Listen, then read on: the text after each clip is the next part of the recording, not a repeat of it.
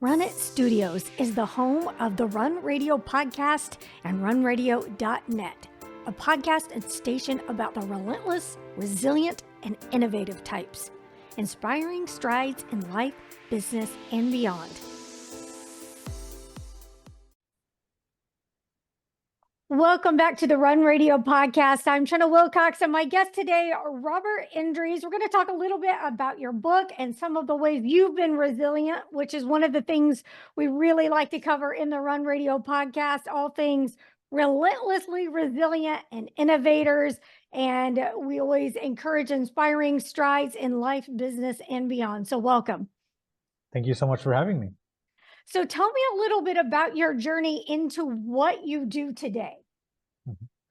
Well, when I was younger, I didn't think of entrepreneurship at all or anything of what I'm doing, almost anything. When I was younger, I wanted to be an engineer. And since I was 10 years old, I always wanted to do engineering and to build stuff, and create things.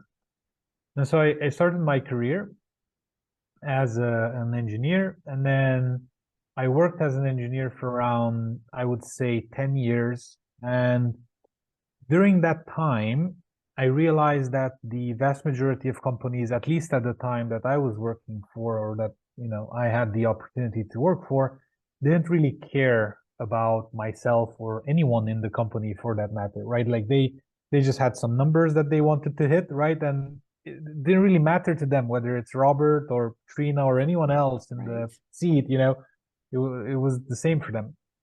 And I really felt that was the wrong way to do business. I just felt off, like everything about that felt off for me. The final, let's say, drop was when at one point I joined a new company and I really enjoyed it. It was in the middle of Siberia, right, in Novosibirsk. And I went there, I traveled there to work for them. And I worked the first month I got there, I doubled my quota. They were very happy. In month 2, I tripled my quota. In month 3, I tripled my quota again. And at the end of month 3, and I realized that I was so much better than anyone on my, in my position. And, I was helping HR and I was helping product and I was like all over the place. And so I said, okay, I really like it. I really want to do more, and so we were in cubicles because it was a big company. And my manager was right behind me. And so I turned around and I look at her, and the question I asked was, what would happen if I would ask for a raise, right? And so in my mind, I know now that's a very bad way of asking it. But in my mind, the answer to that question was something like, well, we would have to talk to HR and then we would have to do this. And it's like explaining the process of what would happen, if I would ask for a raise. And I remember in a very typical Russian way, she just looked at me and she's like, oh, we would just find someone else. Oh. And that was so shocking to me at the time. And I was looking at her and I literally got the blue screen, like the computers used to have blue screens. I didn't have enough RAM to process what she just said. And so I was looking at her and like, okay. And she was like, anything else? Like, no. And then she went back to work. And I just stayed shocked for like a few seconds and I turned back to my screen. And then I decided, like, seriously, in that moment, I'm like, I don't care. I'm just going to start my own company and then see what happens. And so that's how I started entrepreneurship, out of an inability of myself of finding companies that actually care about the people that, work in those companies. And so that's how I started. And my first company was an engineering firm. We've been, very successful until now. We've successfully completed over 200 projects, innovative projects in 19 different sectors all over the world. It's very, very cool. From autonomous flying drones to dermatology sensors to anything you can think of, we've built. And so I'm very happy with that. And at the same time, at one point, I realized that I could use everything I know in engineering to build better companies, right? To literally improve the systems of every single every single area in my company, and then I can replicate that multiple companies. So then I started having more and more companies. Until now, we've had 11 companies in our portfolio. We've already sold 3 of them for a little under $20 million total exit value, and we still have 8 in our portfolio. And so that's a little bit about how, I got here. What are you doing differently to make people feel more valued in your companies? Well, something that we believe highly in is that, and we explain this in the book, we hire people for outcomes, not for tasks. So when we have a hiring interview, let's say someone wants to work for us and they want to, be a marketing person, whatever. Or we have a very specific way that's described in the book in like a long period, but in like a long chapter. But basically, we set expectations very clearly on why this role exists and what success and failure look like. So for example, if it's a marketing role, marketing roles are typically defined by the number of MQLs that they bring, marketing qualified leads. So how many MQLs are you generating every month based on whatever it is that you're doing? I don't care if you post on Facebook. I don't care if you post on Twitter. I don't care if you do it on LinkedIn. I don't care if you post or if you message or if you engage or if you do it once a day or 10 times a day or 100 times a day. I don't care what you do as long as you hit the outcome. The only thing I care about is you hitting the outcome, right? That shows competence. Anyone can say that, I'm a good marketing person. Okay, can you generate leads or not? Anyone can say I'm a good salesperson. Can you close deals or not? It's very easy, right? And it's the same with every other role. These two are just very easy to, understand. But if you're an engineer, are you able to deliver features, like software engineer, for example? Are you able to deliver features without adding more bugs to the system? That's it. That's how you measure, and how fast you can, obviously, because if it takes you 40 hours and if it takes a peer of yours 20 hours and you have the same hourly rate, that means that I'm literally getting the same thing for twice as cheap and twice as fast from someone else. So we have an issue. You might not be as good as you think you are. Maybe you're mid-level instead of senior or whatever. So all of these things can be measured. And so we hire people based on outcomes. And so the moment we set all of these expectations, after that, I genuinely don't care whether you work in the morning or in the evening, or whether you want to take, half of your day off, whether you want a vacation, whether it doesn't matter for us anymore. We literally treat you like a mature adult. You know what you need to do. If you want to go running in the morning for 2 hours, you can do that. If you want to, go out with your spouse every single evening, or whatever you want to do, we don't care. If you don't want to work Wednesdays and decide to work on Saturday instead, or you only want to work 4 days a week or whatever, but you still can get the results, I don't care. So we basically treat you like a normal human being, say, hey, this is what we need from you. Can you do it? Say yes. Okay, these are the rules of the game. Do you agree with the rules, right? For example, one of our rules is we don't swear, right? Another rule is that everything we do with ethics, right? And so on and so forth. So we have a lot in the form of how do we play this game here, and we talk about that a lot in the book as well. As an entrepreneur or as a manager, even if you're a manager within a company, it is your responsibility to define the rules of the game. So here's the outcome we need. Here are the rules of the game. Do we have an agreement on all of the above?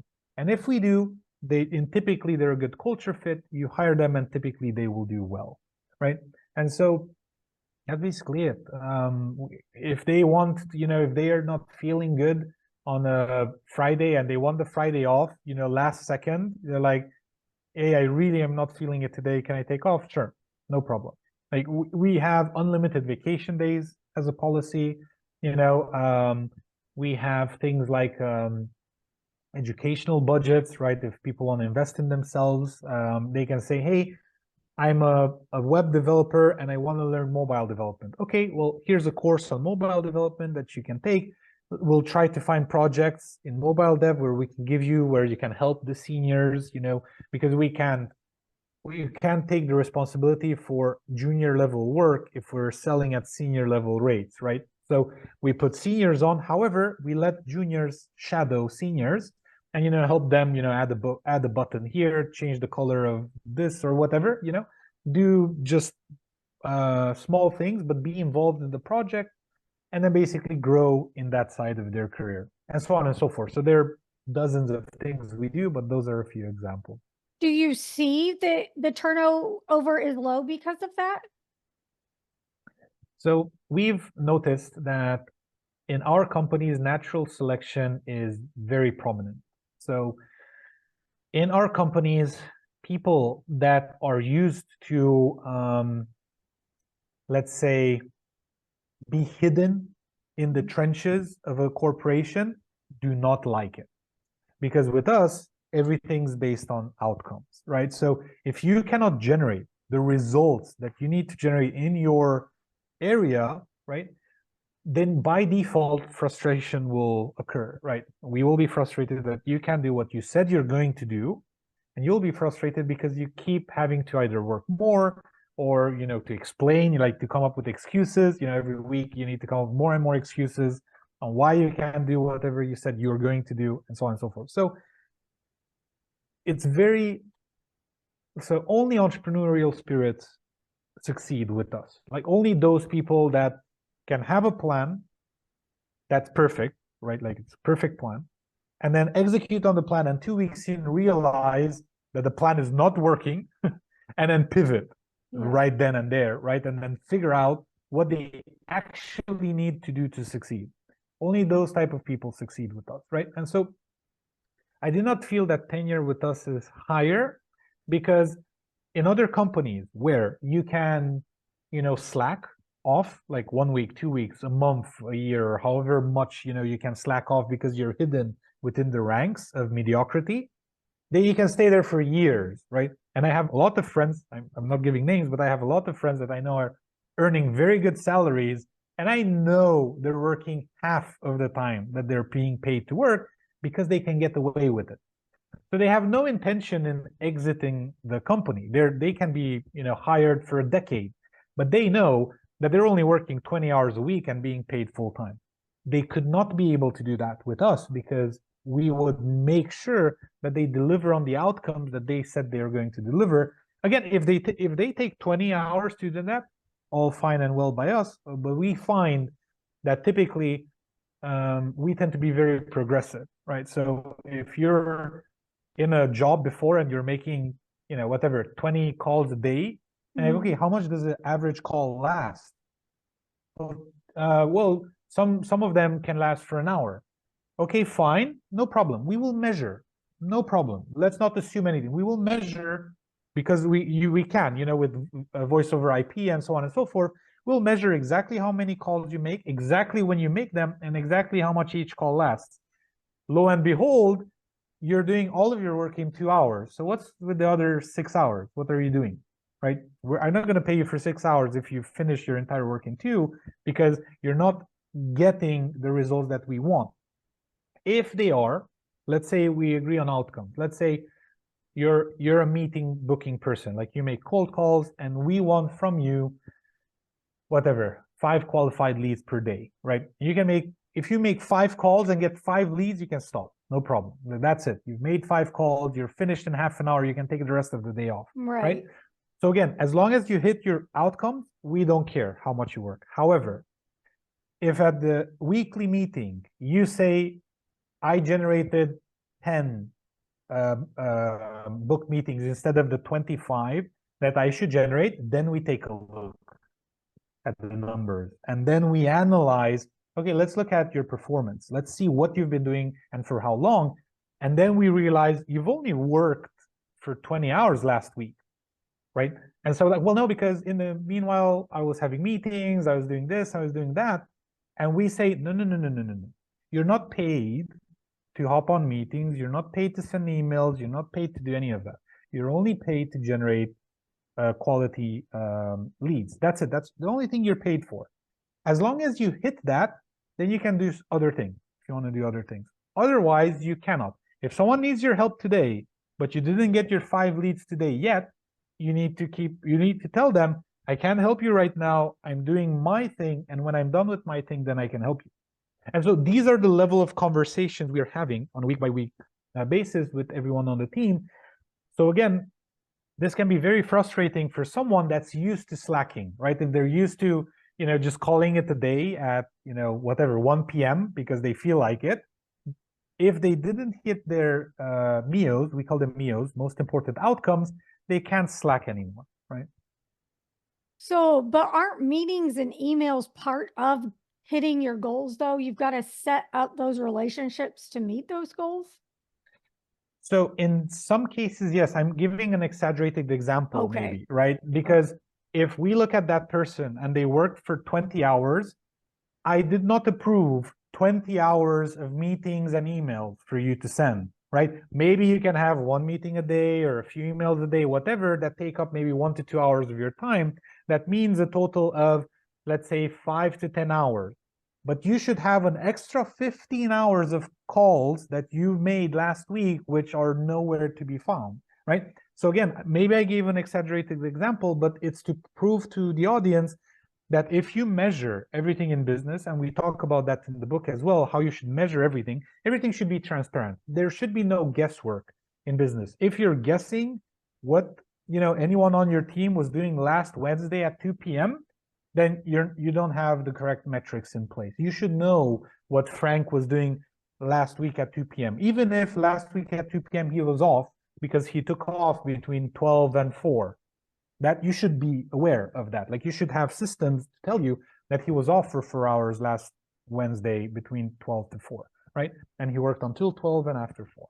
Well, let's talk about the book, Unshackled, the 7 Levels of Business Excellence. When did you get the idea for the book? How did you start approaching the writing process for it? Everything like that. So on our end, I wanted to write a book on business for many, many years. I just felt that I can't be just another millionaire. So I was born in a poor family. We would literally, but I didn't have clothes, like new clothes, until I was 14. Until I was 14, I only wore hand-me-downs and secondhand clothing, from those piles of clothes where you can get clothes for like $1 a pound or whatever. So, and so that was my upbringing. And then by the time I was 25, I managed to become a millionaire. And then by the time I was 31, I passed $10 million, right? So I didn't just want to become a millionaire and write another book, because that's done, it's been over and over again. So what I wanted to do is I wanted to get a sense of self-sustainability. I wanted to feel that I need to do nothing in my businesses and they still succeed, they still grow, they still do everything that they need to do without my involvement at all. And so that's what I was trying to build. And I kept trying and trying and trying, and I kept hitting certain roadblocks. So I wanted something that was self-sustainable, that was literally just going to work whether I'm there or not, is going to grow, it's going to get leads, clients, deliver for those clients, good products, good services, etc. I wanted something to just work. So everything was working already in my companies, and we had amazing systems in place, and we talk about all of them in the book and so on and so forth. However, some things were missing. I still had some challenges in certain areas, and I didn't understand why I'm having those challenges. And no matter who I spoke to, I didn't get conclusive answers. And then out of a stroke of luck, I finally met my co-author, Aaron. I met him at a conference. He was a main stage speaker. And I really liked him. Like I really resonated and vibed with, who he was on stage. And then I started speaking to him off stage. Really liked him. I asked him the most difficult questions I had. He had answers to all of them. I then proceeded to buy his, 4-figure course. Like it was quite expensive. It's still expensive to the extent that most courses nowadays are like, $500 or whatever, He keeps his entry level high so that only people that are actually determined, and have the resilience that we were talking about earlier to succeed go into that. So I went into it, and I really enjoyed it. I learned. I took a lot from it. I asked 100 stupid questions. Aaron, I think at one point said that, Robert, I never had anyone ask so many questions as you. I'm like, well, because I'm actually implementing everything. Like from 1 week to the next, I'm implementing every single thing you're saying, and I'm coming up with all of the questions to all of the bottlenecks that I faced during this time. And so it was an amazing 3 months. And then I came again for the course, and again, I took the course like 3-4 times. And I was taking it up a notch every time, because that is just who I am. I love innovation. I love progressing things. And so I would take a concept from him and say, okay, how can I make this work in the remote world, right? Where you don't have an office, you don't have, 8 to 5, blah, blah, blah, right? Or 9 to 5. You have everything else that defines the modern day environment. Mm-hmm. And so I did that, and it just worked wonders. So at one point I told Aaron, and like, Aaron, we really, like, almost no one will be able to afford, statistically speaking, 96% of businesses are below $1 million and way below $1 million, right? Mm-hmm. And so the vast majority of people will not be able to afford, or will not be willing to pay us, 10 grand for a course. It's too much. It's too expensive for them. Why don't we write a book? For all of the businesses that can't afford our course, let's write a book with everything we know, make it the best book of business of all time, give it to people, right? I mean, sell it, obviously, sell it to people. And then for $20, they can tap into our brain, literally on 300 pages of pure gold, and then implement all of those things, or as many of them as they can, to then become a multiple 6-figure or 7-figure business, or maybe 8 figures, or whatever they can do, because all of the concepts are there. So you can go up to $100 million with, all of those concepts, and even half of them, even after that, you can still use. So let's teach that, and then they can buy our course, they can get one-to-one coaching, or they can do whatever, or do business with us, because we're available for partnerships or things of that nature. And so he relented finally and agreed, because I pitched him for like half a year or a year, and he kept saying, no, I'm busy, whatever. And then at one point, he finally gave in and said, okay, fine, let's do it. And like, okay, perfect, that's all I needed. And then we started writing it. It took, I felt, an excruciating 6 months to write. It was so long. Like every morning, every evening, every weekend, I was just writing. And I felt it took forever to write, but we wanted to do good. Literally, even when we sent it to the editors gave us a quote, and we thought it's expensive, but regardless, they were good editors, very well praised, and we gave it to them. And they came back to us and they said, guys, this book is so well written, we're actually going to bill you half of what we normally bill, because it's just like we have so much less work to do. Wow. Like the titles are great, the order is great, the grammar is great. Like they had so few edits that they made. We literally just, went on in like 2 weeks or whatever. It was very cool.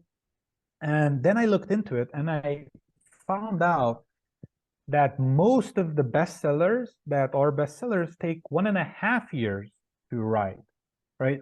So it's 18 months, and we did it in 6. So then I was like, okay, fine, it's okay. Oh my goodness. Just Yeah. what everybody should hear is the persistence paid off. You were resilient about it. And what kind of feedback have you gotten?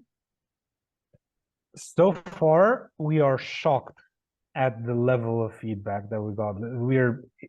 We can't believe it. We're humble. So just to give you an idea, the type of people that have praised and endorsed our book, we have presidents of companies like Warner Brothers International, Priceline.com, Uggs Boots, sharks from Shark Tank, right?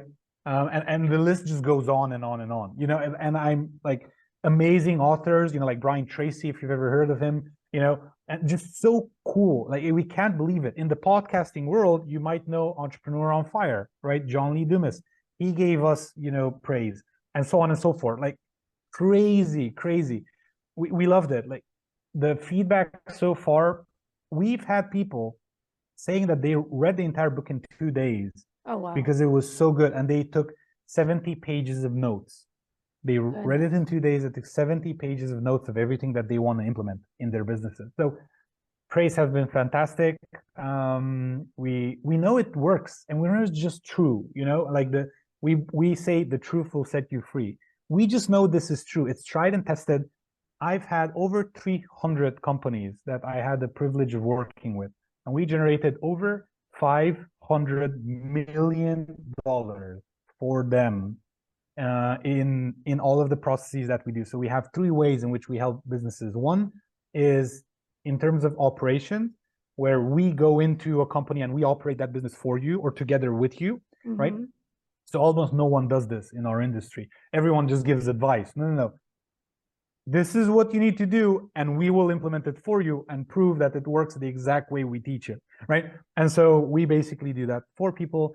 We help them with marketing. We basically take people from $500,000 to 4 million, from 4 million to 20 million, from 20 million to 50 million. These are three case studies, for example, that I'm remembering off the top of my head. So any scale, anywhere they are, we just grow them like crazy. And then the final way is with innovation, with systems, because we have an engineering company. So apps, anything they need to automatize, AI if they need it, and so on and so forth. So these are the three ways in which we come together. Many people that work with us for a long time end up using all three. So we manage their company, we do the marketing for them, we do the tech for them, like everything we do, and they just are happy because now they make an extra 20 million a year. So for them, it's a good place to be.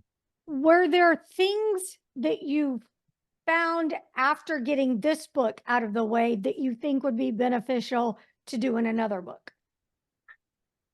In terms of the foundational truths, no. Right. Everything else is nuances of how you should do things. So we believe at this point in time, and we keep coming back to the same fundamental truths, there's nothing that the book doesn't have. It should answer every single business question you have.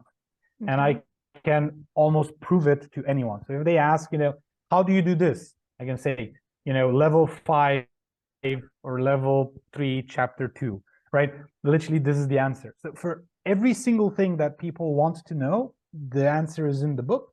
And so, for example, let me give you specifics. Does the book say exactly where you should hire marketing people if you live in Germany? No, but that's nuance. That's not business fundamental. Right. Where you hire the best people in your specific country, when we say in the book, don't ask us about that stuff. You should figure that out. And if you're not capable of figuring it out, work with consultants or work with other people that can help you figure that stuff out, or hire an HR person, and so on and so forth. But basically, the principle of what to look for and what should be in a job description and how the onboarding should be and how the trial should be and so on and so forth, all of that is in the book. Are there examples for people that are, well, I've heard the term solopreneur, someone like me who is doing everything themselves? 100%. So the entire book is written so that business concepts can be implemented in business. What you won't use is things around, for example, hiring, because that won't help you. However, within that process of hiring, a few of those things are still important. For example, defining the organizational chart. Even if you're the only person in a company, let's say you have a podcasting company or a media company, right? Radio, whatever. Right. So you can have a CEO, right? That's in charge of sales, making sure new revenue comes in all the time, right? You need to have someone managing finances. You need to have someone managing editing or managing getting new guests or whatever it is. These are different roles. And so all of these roles should be explained or basically defined as separate, even though it's the same person. Yeah. And then each one of those roles should have very specific KPIs to define success. Why? Because if you're a solopreneur and let's say you do great at getting new guests, but you fail at editing, or you fail in distribution, or you fail in whatever other area that matters and that for the business matters, sooner or later, that's going to bite you in the butt, right? Because this is the reality of how the world works, right? If you don't tackle your finances correctly, the IRS will knock at your door one day, right? And you will be surprised at the immensity of fines the IRS is allowed to give businesses, no matter how big or small they are, right? It'll be 6-figure fines for 5-figure businesses. I kid you not, right? So there are things like that that the book still helps you. And so when you define the role of the editor, you say, this is what the editor needs to do, and this is how we define success within the editing role. And so when you put your editing hat on, this is the outcome I need. When you put your episode distribution and promotion hat on, these are the things that matter. And then you measure yourself toward that own standard that you define. Very good. Thanks so much for sharing. Tell people where they can go to learn more about you and find your book. The book it's very easy to find. It's theunshackledlife.com. And if they search for it, The Unshackled Life or Unshackled 7 Levels of Business Excellence, they will find it. They'll find our website. If they get it on the website, we have like 5 bonuses there that people can get. So including they could potentially get 3 months of one-on-one coaching and consulting from us, right? So that's another thing that's in there in the pot. And if anyone wants to ask me any questions or work with me directly or things of that nature, they could just Google my full name, Robert Indries, and then they can very easily, the first 3 pages should be things about me. However, I have a website with my full name. So if they Google me, they'll find robertindries.com. And then there are multiple forms of whatever it is, however they think I can help. And if they mention Trina or they mention, the podcast name or anything of the sort, so that I know or we know that they came from this podcast, then I have a team of 4 full-time assistants. I promise that they will send that to me, and then I will reply personally to that. Perfect. Thank you very much for sharing what you've learned and trying to make it easier for other people to have the level of success that you've achieved. I appreciate it. Thank you so much as well. Come back anytime. Thank you so much, Robert Indries. You can link over, listen, and find the platform that you want to watch the videos on from runradio.net.